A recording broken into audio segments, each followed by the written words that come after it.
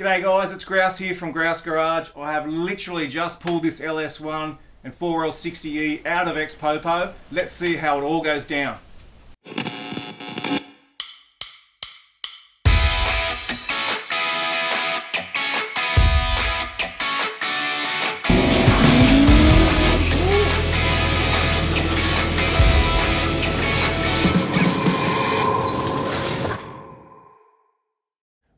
Alright, we're starting off this video underneath X-Popo. While I'm down here to do this job, I'm just checking out the suspension, the diff, all the other gear underneath, making sure it's all good. But I have found one thing that is a pretty big concern. Now, if you remember in the first part of this Resto series, I showed you when I did a walk around of the car, I showed you on the rear bar that there was evidence that it had just a little bump. Now, this is the support panel behind the rear bar, and right there is where you can see it's bent in from that little bump.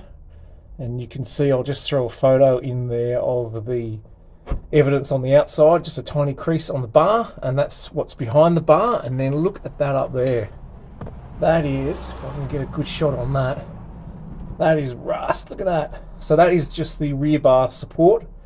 So that's that reinforcement piece that goes behind the bar. It's not structural, but man, a tiny little crease in that, and then over a long period of time, that has just completely rusted away. So there you go. Always jump under your car and inspect things while you're down under here on the floor. Anyway, that's enough picking faults under the car. Let's see if we can get this exhaust out now.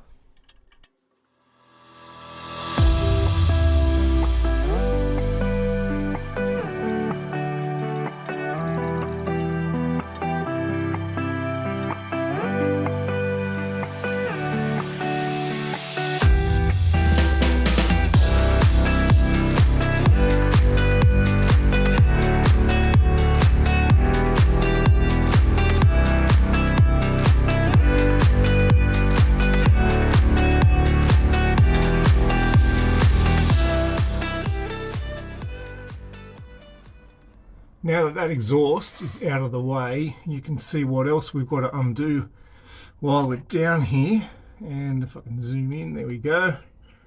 So I need to undo the bolts on that coupling there.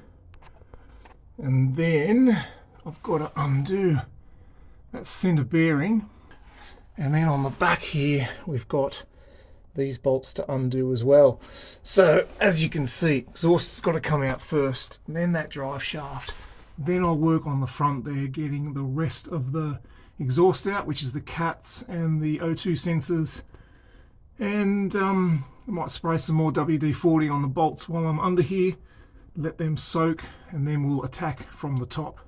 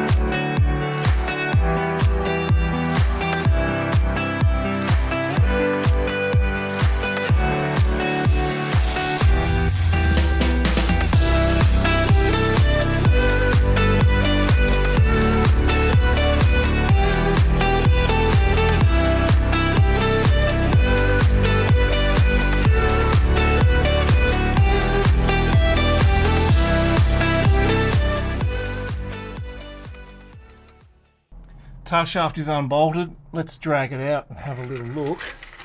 I can see one thing already, and that is, remember I said that the Holden dealer had reported that center bearing being completely torn?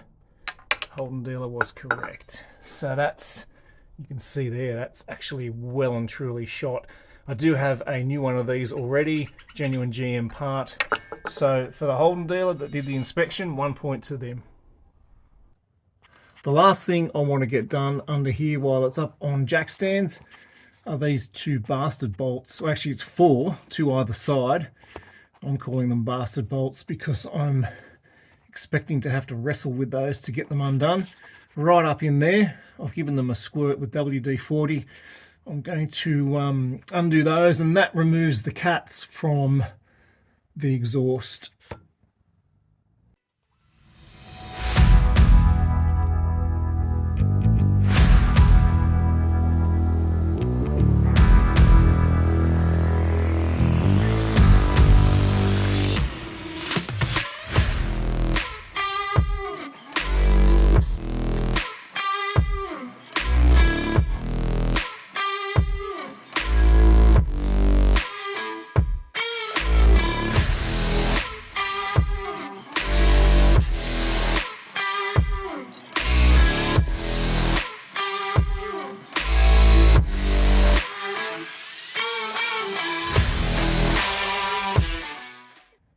Everything's out from under ex-popo now. I'll just go over here and show you what I've got. There's the bolts that were removed. Got two cats there, tail shaft and the catback exhaust. That catback looks like it was original. It's quite a bit rusty actually. I'm surprised it would have lasted that long. The other interesting thing that I noticed when I took all this exhaust out was these cats. This side here is crushed quite a bit. Imagine how restrictive that would have been. I don't know if that's factory to clear, maybe that was the driver's side, maybe that's clearing the power steering rack or something like that, but how restrictive is that? And then that system there as well, you know, you've got, from your cats, you've got dual, I think it's 2 1/4 inch, dual muffler, then it squeezes down just into one outlet to out and under the diff. Talk about restrictive. And I've got a really awesome new exhaust to go in this. It's actually a Black Ops a dual 3-inch system, which I'll show you now. And I think the volume, the sound difference from this stocker to the Black Ops dual 3-inch catback, I think it's going to be substantial difference. Alright, I'm done working under the car now. I'm up the top here, got my son Ryan helping me. I'm going to take the bonnet off, start stripping the engine bay. Let's see how we go.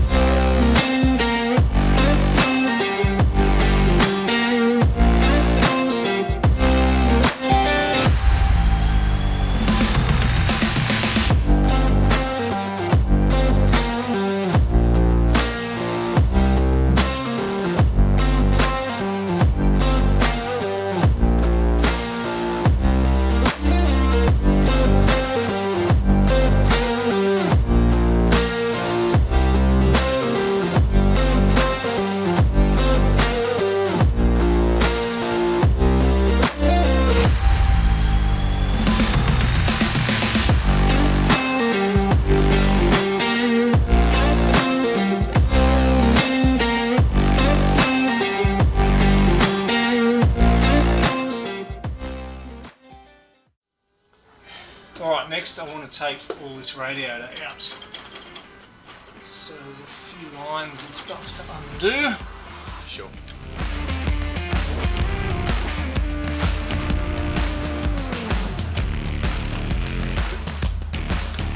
Take that one off there.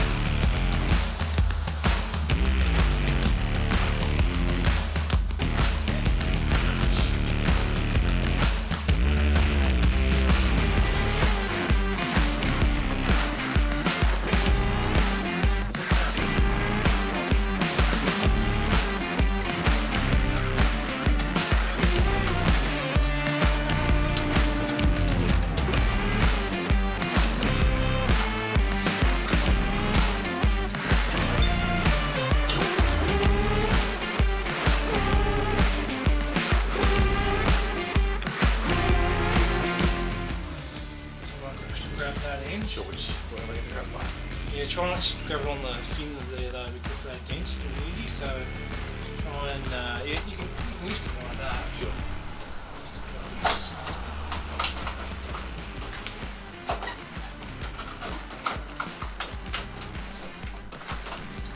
This side's. Okay, now just wait. Just wait.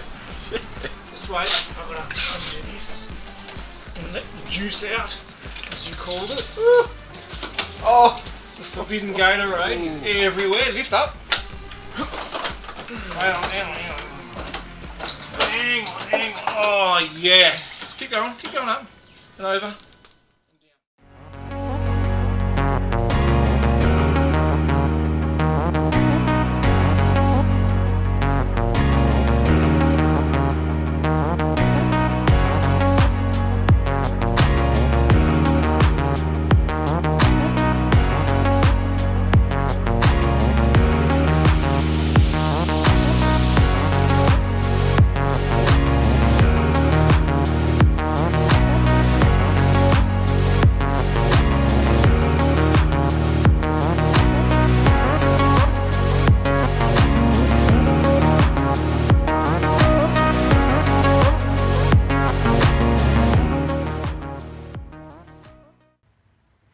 Alright guys, it's a few days later now, and this is the last time you're going to see this motor in this engine bay, because today is the day that we are going to pull this thing out. Lance has literally just arrived. He's got the engine hoist, so I'm going to go out there, give him a hand bringing that in, and then it's time to get this motor out.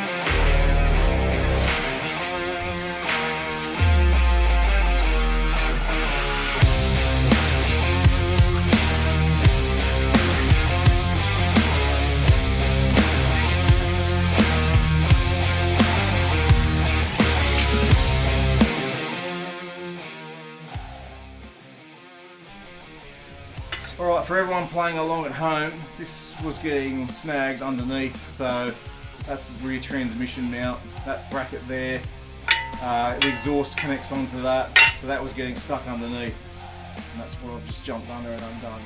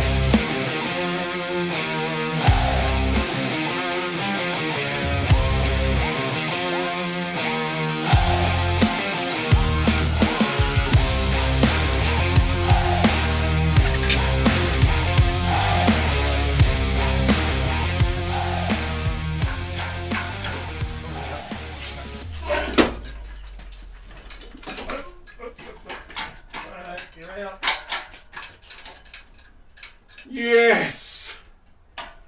Can you move that piece of timber on the floor, please? Hang on. I've got this. Alright,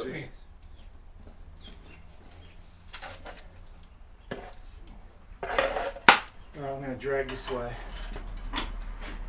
So you'll have to control the back. There's some stuff hanging around here.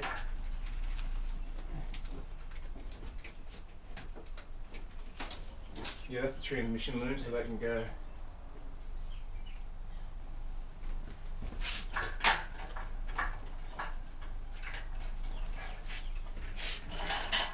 Just got to clear. Oh, let's spin it this way. Yeah. Go on. So let's just pull it out.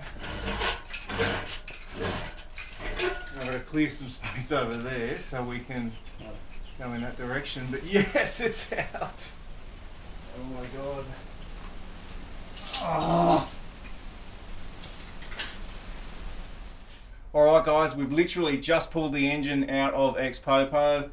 LS1, 4L60E, my trusty father-in-law Lance right here to help me all the way. Really excited to get this engine out.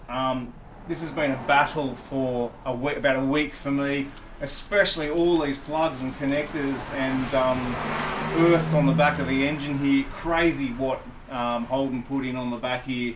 You know, you literally have to lift the engine half out to undo half of this stuff, but super excited to have this engine out. Gonna get it down on the ground now, split the engine and box and see what we've got.